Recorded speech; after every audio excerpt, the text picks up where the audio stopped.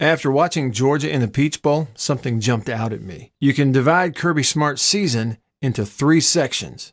Let's take a look. Wyatt gets the ball. Wyatt backs control. Wyatt looks. Fires toward the end zone. Pass caught for touchdown by Matthew Butler. I was talking recently with my friend Chase Thomas of the Chase Thomas podcast, and this subject came up. By the way, if you're a sports fan, particularly college football interviews and such, I highly recommend Chase's podcast, and I'll link it for you in the description. When you look at Georgia this year, you can divide their season into 3 sections: blowout wins, blowout losses, and 2 close one-score wins. I thought I'd take a closer look to see something similar in those 2 tight wins for Georgia over Mississippi State and over Cincinnati. Hey, I'm Matt Wyatt. Thanks for stopping by my channel, where I use my experience as a player and broadcaster to explain things about football so that you can get more enjoyment out of watching the game. 6 of Georgia's wins were blowouts by 27, 21, 23, 11, still 2 scores, 29, and 35. Their 2 losses were also out of reach by 23 to Alabama and 16-point loss to Florida. But the 2 close games versus Mississippi State in Athens and against Cincinnati in the Peach Bowl were both 1-possession wins. So what I'm looking at in this video is Georgia's offense against both those opponents' defenses. Before we get to some film study, I know this: the stats are incredibly similar. Georgia won by 7 over State and by 3 over Cincinnati. Total offense, 409 and 449. Passing yards, wow, within 3 yards. Look at the completions. 28 completions in one, 27 in the other. 38 attempts versus 39 attempts. Incredibly close. More TD passes versus State, but first downs, total plays, almost the same. Then explosive pass plays of 15 yards or more, 11 and 8. Including almost the same number of pass plays over 40 yards. It's pretty easy to see. Not only did they win both the close games, they did it with almost identical offensive production. So the thing to do next is check the tape and see the similarities in Cincinnati and State's defensive scheme and effort against Georgia. Against Cincinnati, Georgia with 2 tight ends, 1 standing up and 1 down. And they go play action naked here, bootleg, and delay the tight end kind of in that intermediate zone there. But look at the defensive alignment for Cincinnati. It's a 3-down lineman look, although it's not a true nose guard. He's really shaded on one shoulder of the center. Very similar to the 3-man front we'll see from Mississippi State throughout these highlights. There you see the naked. It's actually waggle, I guess, not technically bootleg, but open up and continue out and roll. You see the delay coming right here where he's going to turn out and they lose him. They pull 1 defender up with the flat and have a tight end crossing the back. So he's going to have 1 option, 2 options, 3 options. That's what he's reading. But if we go back and look, again, we're looking at the similarities in the way Cincinnati and Mississippi State's defense played. Cincinnati personnel, 3 down linemen, 3 linebackers, in some cases 4 but walking a safety in there, and a lot of that 3-3-5 look, and varying the front. Even though it's 3 down linemen, they've got their hands down. Either a linebacker or another player walked on that line of scrimmage to, in some cases, give them the option to have a 4-man front when Georgia would go heavy with either 1 or 2 tight ends or possibly a running situation, and that's what you get. What Georgia did here is attacked with a little delay on that tight end underneath. He gets lost when he turns to find that zone. Everybody else has run out in coverage, and they hit him for a first down.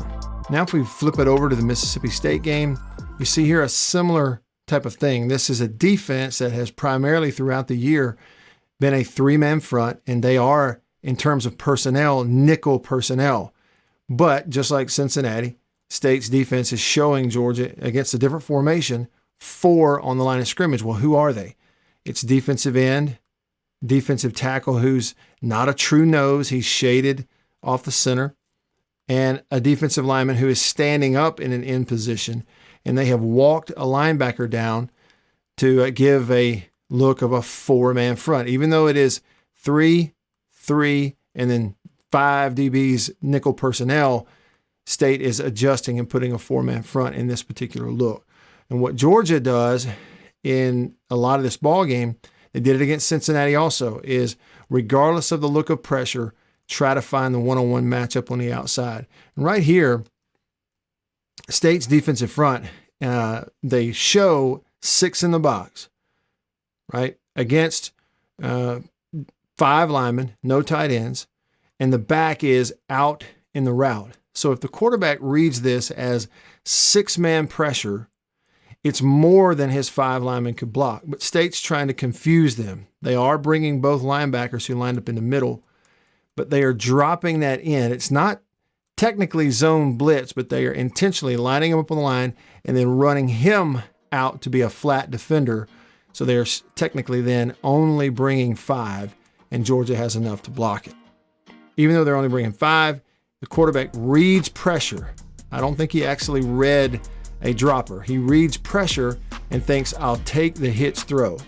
Because the safety is in the middle of the field, the corner on this side is giving a little more cushion, and they're going to take that cushion and just throw the easy hitch for a first down.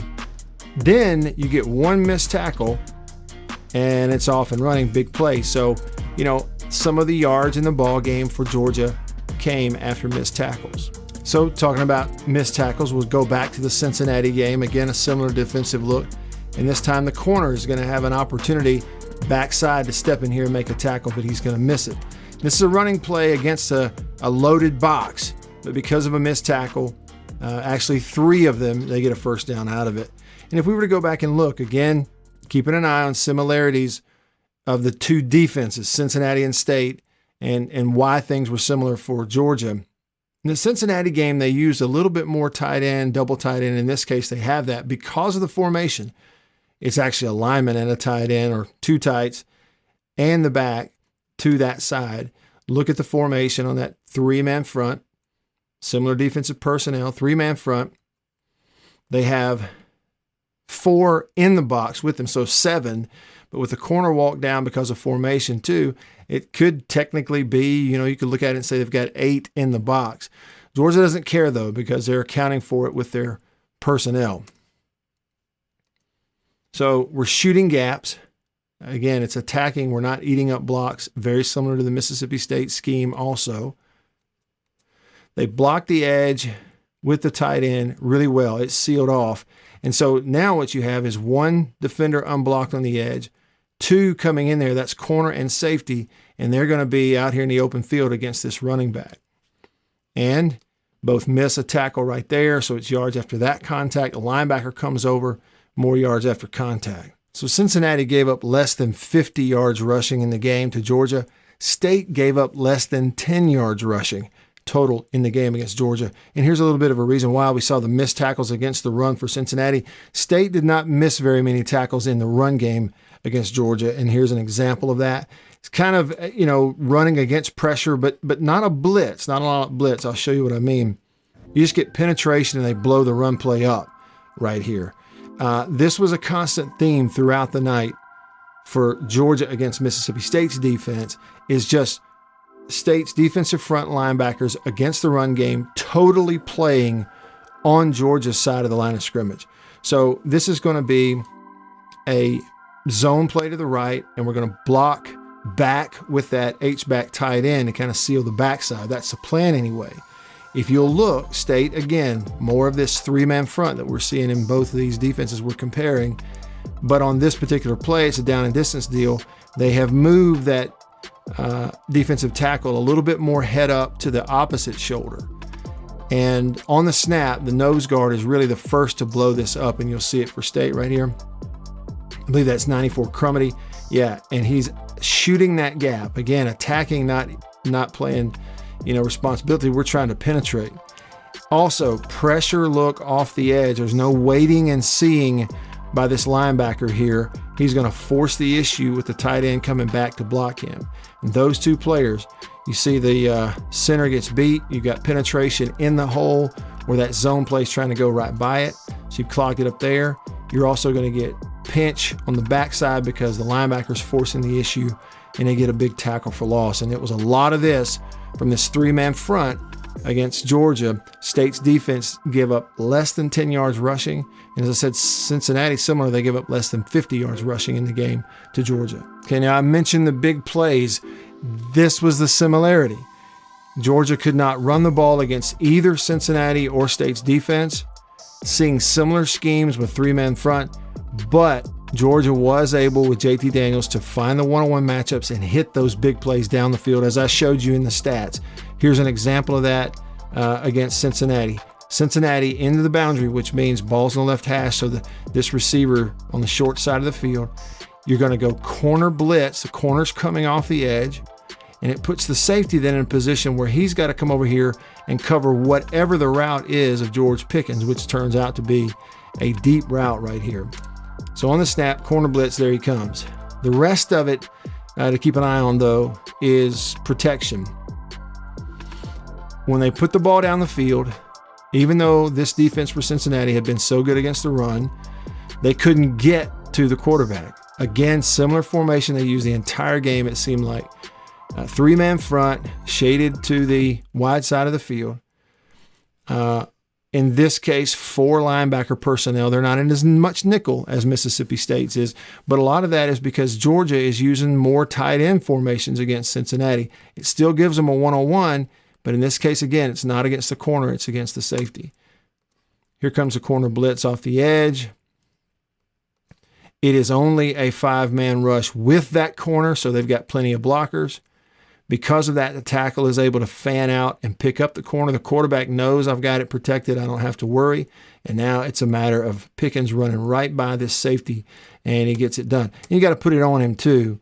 Step into it, throw it up there. It's the first big play of the game, and he makes the catch. So those big plays were the story in the Mississippi State game as well. Even though that defense was totally stopping the run, JT Daniels was still able to hit the big pass plays. Now here's a different look for State. That's down in distance, 1st and 10, and Georgia jumps in there, a 2-tight look and a single back. State on 1st down, throws a curveball and goes with 4 defensive linemen and 3 linebackers, go for a true 4-3 personnel, which they didn't do much, trying to throw a changeup. And what they get is a safety that's on the hash to the wide side of the field that's going to be your deep defender. They're going to drop these corners and play a zone. But you get an offsides and they go free play. So that you jump, quarterback sees it, they've got it, they're going to play action and know they've got a free play. So why not take this shot up the middle of the field and see if you can hit it? And that's what they're able to do. Step in there, deliver it down the field.